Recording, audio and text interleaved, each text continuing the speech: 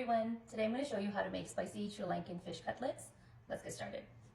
So the first thing you will need is the actual fish that will be used in the cutlet. It comes in a can. I purchased it from the Sri Lankan Tamil grocery store.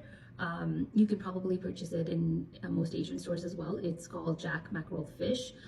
Make sure you don't get the ones that are in, in tomato sauce. It should be just in plain brine.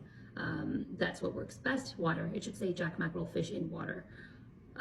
I had prepared and cleaned the fish yesterday. It saves me the time when I'm actually making it, and I just refrigerated mine yesterday, so it's good. I just took it out today, and that's the first ingredient that you'll need. You'll also need some boiled potatoes. For each can of fish, I would recommend 3 small potatoes or 2 medium potatoes, but you can sort of eye it as you make it.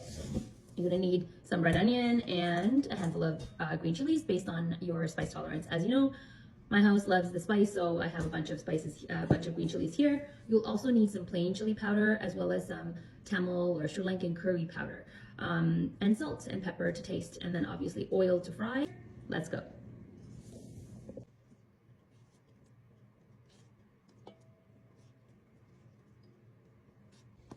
Okay, next we're gonna just chop up the onions and chili.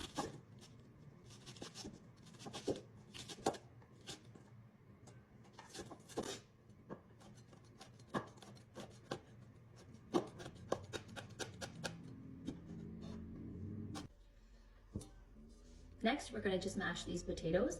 So like I said, you need about 3 small potatoes or 2 medium potatoes for each can. You can also just mash it with a fork. This is just probably easier. But if you mash it right after you boil it, it would be very easy to mash. You don't need to go crazy, just lightly mash it up. So potatoes are mashed, and next you're gonna add the fish.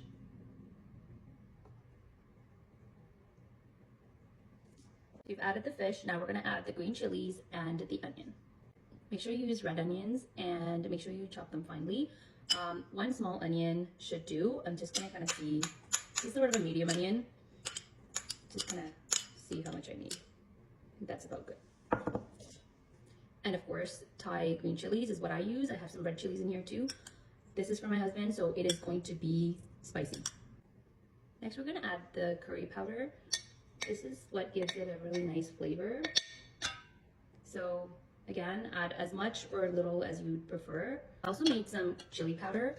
I really haven't found a really good one in the store, so I grind mine up using red chilies, dry red chilies. I just roast them a little and then grind it up myself for a lot of the curries I have, for a lot of the curries I make.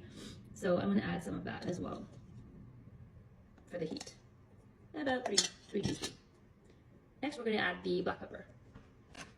Maybe like, I would say 1.5 teaspoons, 2 teaspoons. Next, we're gonna add the salt. Now this is the tricky part because again, it's based on your preference, but you do need a little bit of salt to catch that flavor. So added about 2 teaspoons, but I'm gonna have to taste and go from there. This is what it looks like. I've washed my hands and we're gonna have to go in and mix this all up with your hands. Make sure you wash your hands right after. I'm used to this, so make sure you break the pieces of fish so it's like flaky. That's what you want to do. So just mix it all together. Also, don't overmix. Like once you've combined all the ingredients, that's good. Don't overmix because it tends to get a little watery for some reason when you like overmix, and you don't want that.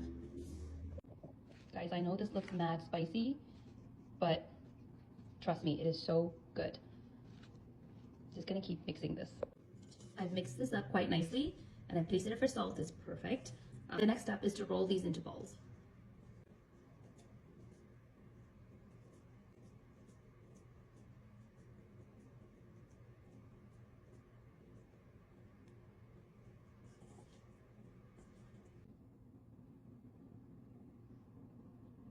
So all the rolling is done. So now I have here egg white from 2 eggs. Just gonna whisk that together. You don't need to add anything, just whisk it and set it aside. Now we're gonna roll these up. So your first you're gonna dip it in egg white, coat it really well, and just drop it in the breadcrumbs. Try not to mix your hands because that's when things will get really messy. I'm keeping one hand for the egg white and one hand for the breadcrumbs. All right, now we're just gonna coat this.